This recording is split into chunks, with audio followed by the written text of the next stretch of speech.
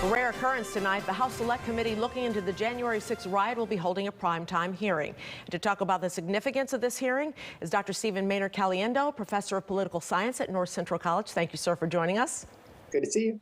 What is the goal tonight? What are they hoping to accomplish by this? I mean, obviously, with them putting it in prime time, the goal is to get as many eyeballs on it as possible.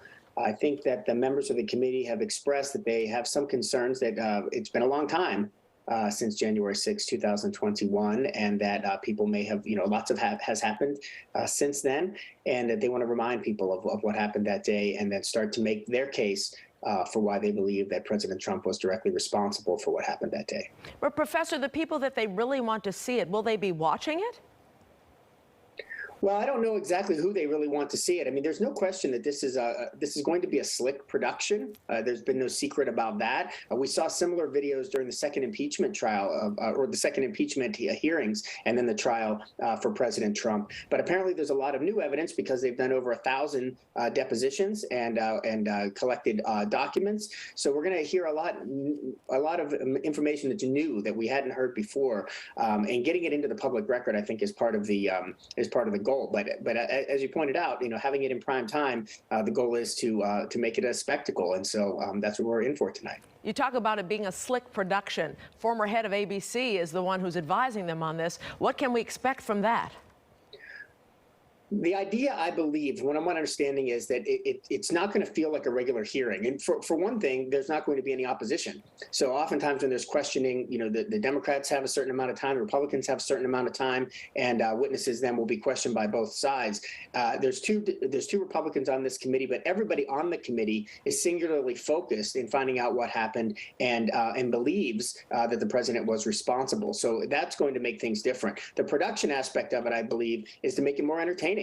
To make it more of a coherent story. Nerds like me like to watch congressional hearings no matter what's going on in them, but the most folks don't like to do that. And this is going to be definitely produced for prime time, very different than what we might see if we just flip on C-SPAN in the middle of a workday. You mentioned witnesses. There are two expected to speak tonight, at least. A documentary filmmaker who was embedded with the Proud Boys and also a Capitol police officer who was injured during the riots. People we haven't heard from before. Haven't heard from them before.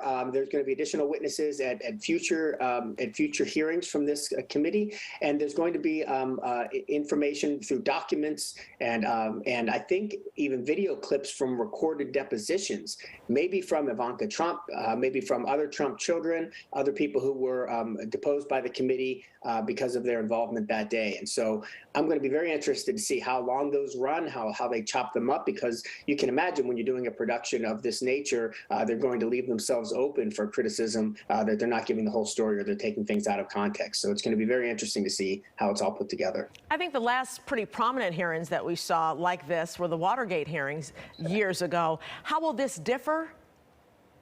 Well, it differs in the sense that it's not a sitting president that's before us at the moment. We have to, the president has been impeached on this particular charge. Of course, the president was twice impeached, was acquitted in the Senate both times, and now, of course, he's not president any longer. But what's at stake here, I think, from the committee's perspective, is democracy itself. And you make a correct parallel with Watergate, because that was a lot of the questions that were being raised there. How can a president get away with this? Does a president have the authority to get away with something like this?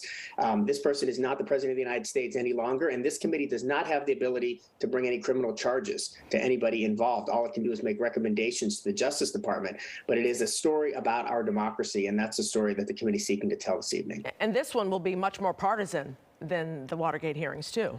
There's no question. And that was one of the amazing things about the Watergate hearings, is that even people who initially supported the president, when they found out more information, changed their minds. We know we've had 2 impeachments of President Trump, both times voting mostly on party lines to acquit him because the Republicans had control. And what we see here is we have 2 Republicans on this committee, but that's all. And they've been roundly criticized by other Republicans as well as the former president's supporters. Dr. Stephen Maynard-Caliendo, it sounds like you're going to have a good time watching tonight.